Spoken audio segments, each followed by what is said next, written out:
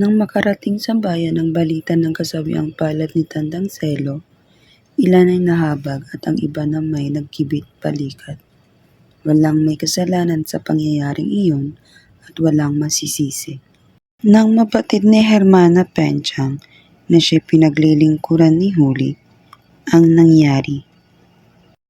Pinadadalan tayo ng kaparusahan ng ating Diyos sapagkat tayo ay makasalanan. O kaya naman mayroon tayong mga kamag-anak na dapat na sana natin tinuruan ng kabanalan, ngunit hindi natin ginawa. Ang tinutukoy na makasalanang kamag-anak ay si Huli. Akalain niyo yun? Mayroon pa rin isang dalagang maaari ng mag-asawa, ngunit hindi pa rin marunong magdasal. Kung dasalin niya ang Baginoong Maria, ay hindi man lang humihinto sa sumasa iyo. At kung dasalin niya man ang Santa Maria, ay hindi man lang siya humihinto sa makasalanan, na siyang dapat na ginagawa ng isang mabuting Kristiyanong may takot sa Diyos. Tinuruan ni Hermana Penchang si Huli ng wastong pagdarasal. Pilit din pinabasa kay Huli ang librong Tandang Basyo Makunat na sinulat ng isang praile.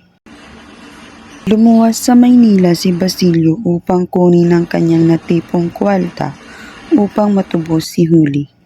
Saya ang mga praile dahil sa pagkapanalo nila sa usapin laban kay Cabezang Tales. Sinamantalan nila ang pagkakabihag dito upang ipagkaloob sa iba ang lupain nito. Nakalaya si Cabezang Tales sa tulong ng kwaltang naipon ni Huli. Nang dumating ang kabesa sa sariling tahanan, ay nakita niyang iba na ang nagmamay-ari nito pati ng kanyang lupain. Napaupo na lamang siya sa piling ng kanyang ama at hindi na halos nakapagsalita sa buong maghapon.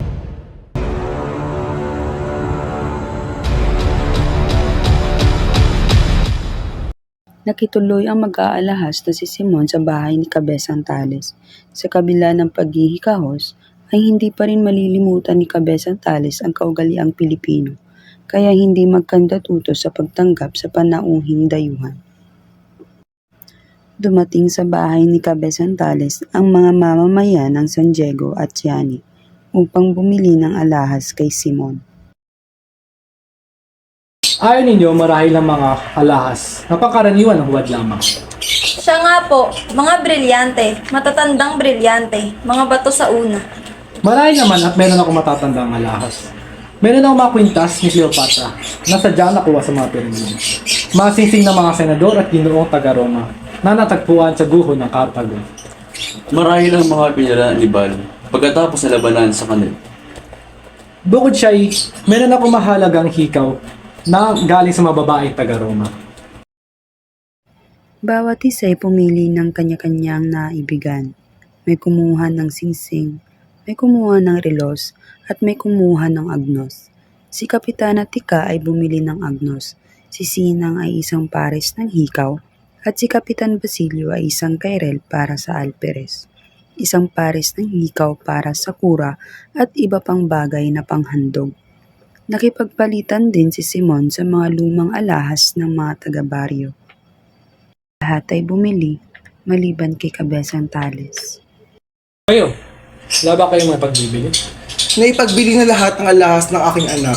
Ang mga natitira ay wala na ganoong kahalaga. Ang agnos ni Maria Clara, iyon ay agnos na may brilyante at esmeralda. Tapos mahalugog ang maraming kahon ay natagpuan ang hiyas. Sinuri itong mabuti ni Simon, makailang sara at bukas. Iyon nga ang agnos na suot ni Maria Clara noong piyesta sa San Diego. Ibig ko ang pagkayari. Magkano po ninyo ang pagbibili? Nang ulo si Cabezang Tales na hindi malaman ang gagawin. Naibigan ko ang agnos na ito. Tatanggapin po ba ninyo ang 500 piso? Kung ako ay pahihintulutan ninyo, pupunta ako sa bayan upang isang guni ang aking anak. Babalik ako bago dumili. Ngunit habang paalis si Cabezang Tales, natanaw niya ang prailing tagapangasiwa ng lupa kasama ang lalaking nagmamay-ari ngayon sa kanyang lupain. Nagtawanan ng dalawa sa kanyang galit. Sinundan niya ang dalawa na patungo sa kanyang bukirin. Na umagahan, wala si Cabezang Tales, gayon din ang revolver ni Simon. Ang naroon ay ang agnos at sulat ni Cabezang Tales na humihingi ng tawad dahil sa pagnakaw niya ng revolver. Ayon sa sulat, sasama na sa mga tulisan si Cabezang Tales. Noong gabing iyon, kumalat sa bayan ang balitang namatay ang preling tagapangasiwa ng lupa. Ang bagong may-ari ng lupa ay ni Cabezang Tales at ang asawa nito. At sa wakas, natagpuan ko rin ang aking hinahanap.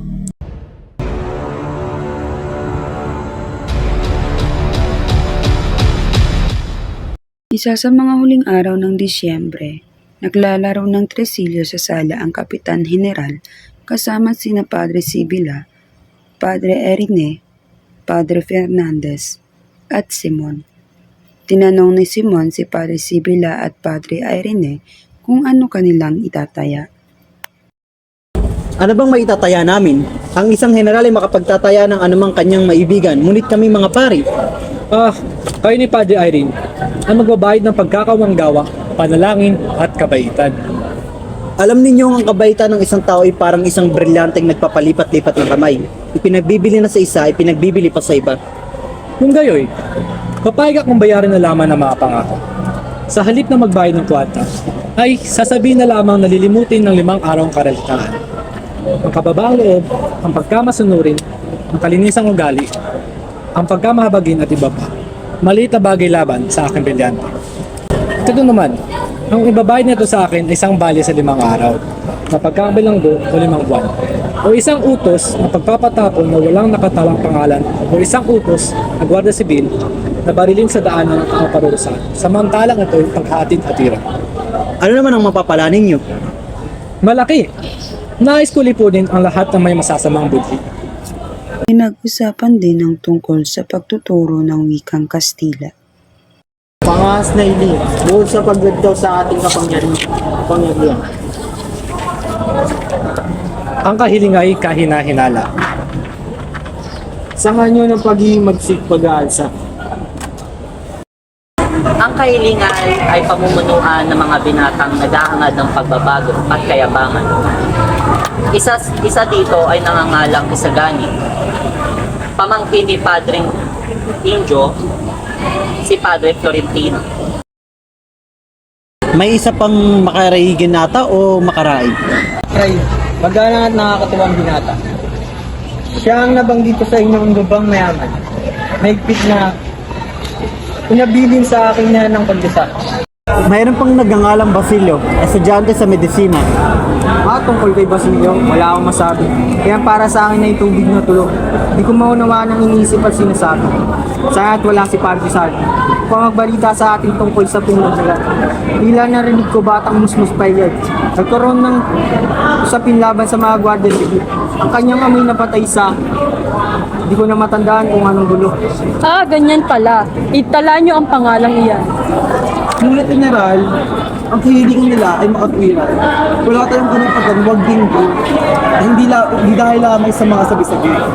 Palagay ko ay dapat itong sang-ayunan ng mga pamahalaan upang ipamalas ang ating pagtitiwala sa kanila at bilang katibayan ng ating pagiging matatag. May kalayaang bawiin wali ang pahintulot at makikita kung nagmamalabis ang mga pinagbigyan, kaya atin sila ay babantayan. Aking general, naririto ang batang babae na anak ni Cabezang Tales at nagmamakaawa na paliyain ang kanyang ingkong sa halip ng kanyang ama. Hindi ba pwede mananghalian muna ng matahimik? Ikatlong araw na ito ng kanyang pagtungo dito. Kawawang bata. Siya, pasulatin ang kalihim ng isang utos sa tenyente ng Guardiang Sibil upang palayain ang matanda. Hindi na nila masasabing hindi ako mapagpatawad at maawain.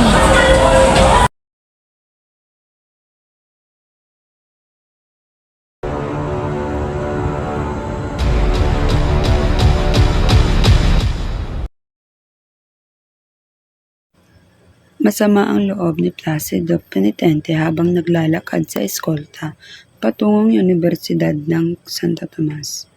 2 beses na siyang sumulat sa kanyang ina upang huminto sa pag-aaral, upang magtrabaho, ngunit hindi siya pinapayagan. Ang paghahangad ni Placido na tumigil ng pag-aaral ay palaisipan sa kanyang mga kababayang taga-Tanauan. Siya ang pinakamatalino sa kilalang paaralan ni Padre Valerio Roon, kung kaya't tinuturi siyang pilibustero. Hindi naman siya sugarol, walang kasintahan, pinawawalang halaga ang mga aral ng tandang Basyo Makunat at mayaman. Nakasabay ni Placido si Juanito Pelaez sa pagtawid sa tulay ng Espanya. Nag-alok ka bang mabuti kinatay? Ganoon ikaw. Masayang masaya. Pinangyayaan ako ni Pati Camoran na magpakasit sa kayo ng bayan. Sumama ka at sapagkat maraming magagandang dalaga. Napakasaya. Pinangaran namin lahat. Walang bahay na hindi natin pinanggit. At pinakatalala pang kabitin ng isang mga at ito lahat ni Basilio. Kapaka-ulong ni Basilio, aanin niya yung isang bagandang dalaga kung hindi naman marunong magsalita ng wikang Kastila. Walang yama, walang at alipin pa. Isang araw, pinambalas ni Padre Camora yung naghahanap sa kanya. Buti lamang hindi tagal. Kas na humalakhak si Juanito, samantalang tinignan siya ng masama ni Placido. Nang sila'y nasa universidad na at naghihintay sa mga propesor, isang karwahe ang huminto na naging sanhi ng bulong-bulungan ng mga binata. Bumaba sina Paulita Gomez, ang katipan ni Isagani at Doña Victorina. Habang papunta sa kanyang klase si Placido, tinawagan siya ng isang estudyante upang lumagda sa isang Mamaya na, ibig ko munang mabasa. Napakahaba, hindi mo pa nakikita, si Macaraigat ang iba yung hiling na makapagpatayo ng isang akademya Castellano. Bagay na isa lamang kalokohan. Mamaya na, nagsimula na ang klase ko. Nasa titik O na ang propesor sa pagtawag sa pangalan ng mga estudyante nang sumungaw si Placido sa pinto ng kanyang klase. Aalis na sana siya dahil natawag na ang kanyang pangalan, ngunit naisip niyang malapit na ang kanilang pagsusulit at hindi man lang siya natatanong o napapansin ng propesor. Iniisip niyang ito na ang pagkakataong siya'y makilala. Katumbas ito ng pagpasa sa loob ng isang taon. Kaya pumasok si Placido nang walang ingat. Pagkaladkad niyang nilakad ang kanyang sapatos. Walang galang, magbabayad ka rin sa akin.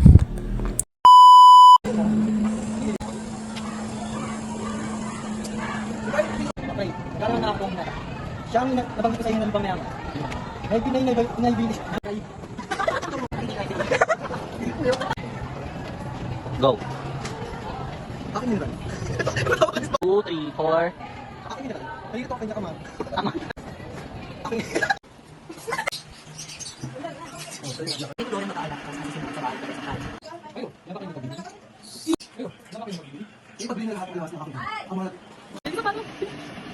Madali na.